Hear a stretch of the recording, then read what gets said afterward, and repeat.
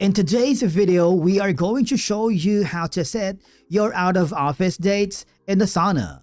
This is super helpful if you are planning a vacation, taking a break, or maybe stepping out for a few days so your team knows when you're away and tasks can automatically update. Let's begin.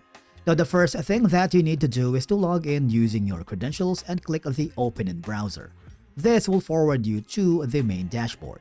Now, from here, I want you to hover to your profile icon, which can be found at the bottom left corner, and click the settings. This will forward you to the settings tab, and you just have to hover down below where you can see the set out of office options. Right now, it's grayed out, so you just have to click the slider to the right to set the out of office dates here.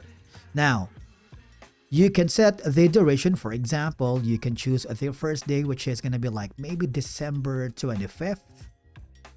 And then maybe ending on the December 30th, I guess.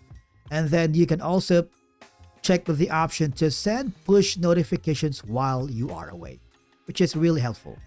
And then after that, all I have to do is click the save button.